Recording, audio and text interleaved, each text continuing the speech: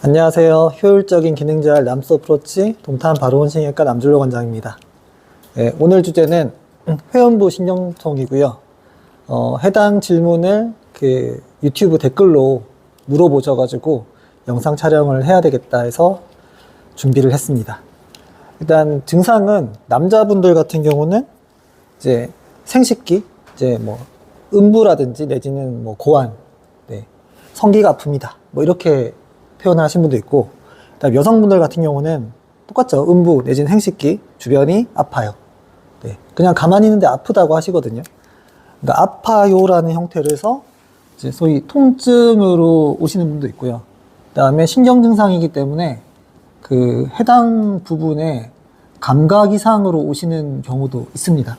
네, 여기는 이제 소위 말해서 근력이랑 관계가 없으니까 그 힘 빠짐이나 이런 건 없어요. 그러니까 통증, 감각 이상 이런 형태로 오시는 분이 많은데, 여기서 고환 주변 생식기라고 이제 이야기하지만 포함되는 게 꼬리뼈 있죠.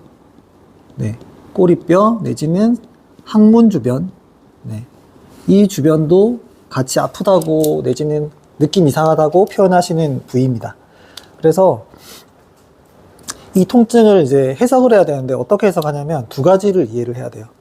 1번이 지금 빨간색으로 그림을 쳐놨지만 뒤에서 본 골반이거든요.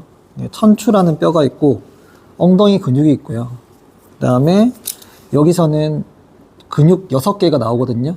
그래서 신부둔근, 6개의 신부둔근이 있어요. 그래서 신부둔근이 있고, 앞전 영상에서 자골신경 증상의 발생 기전으로 해가지고 근육관의 협응이 되게 중요하다 이런 거는 말씀을 해드렸습니다. 이때 나오는 신경들이 여러 개가 있는데 대표적인 신경 4개를 들면 1번이 둔부신경. 그래서 둔부신경 쪽 이상이 생기면 천장관절 주변이나 장골릉 쪽으로 해서 소위 말하는 통증이 유발돼요.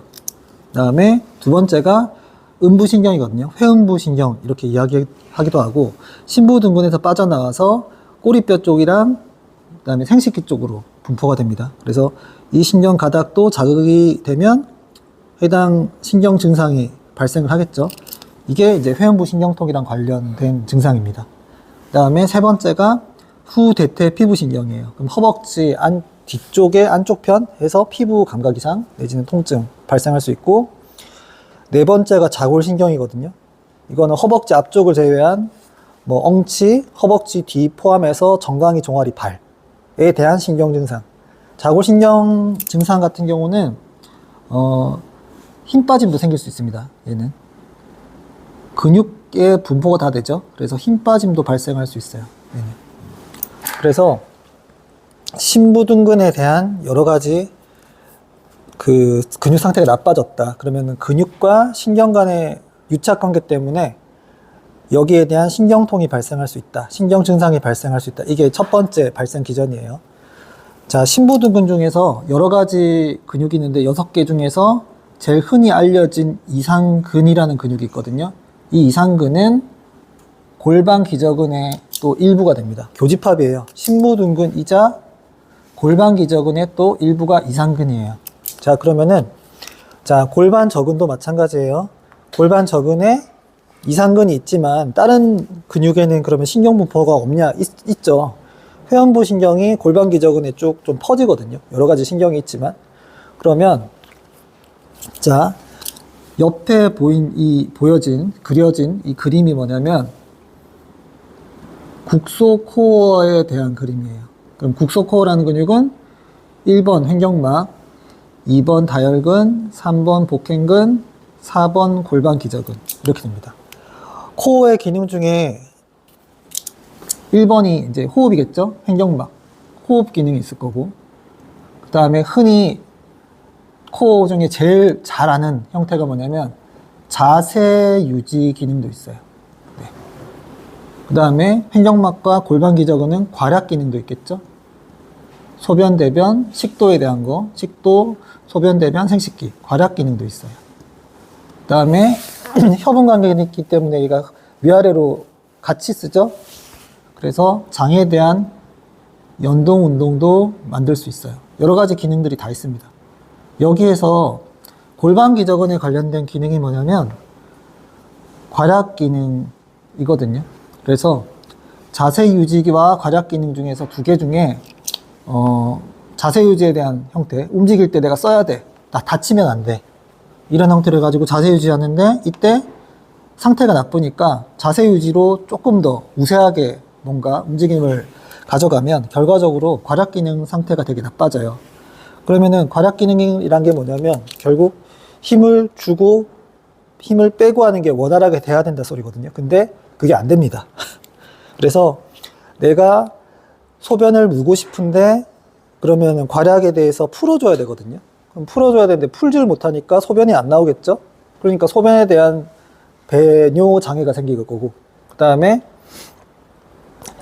뭔가 소변이 셀 것 같아, 대변이 셀 것 같아. 그럼 힘을 줘야 되거든요. 괄약 기능 자체가 깨지니까 결국에 어떻게 되냐면 나는 나오면 안 되는데 새는 거예요. 그러면 요실금, 변실금, 가스실금 이런 게 생기겠죠.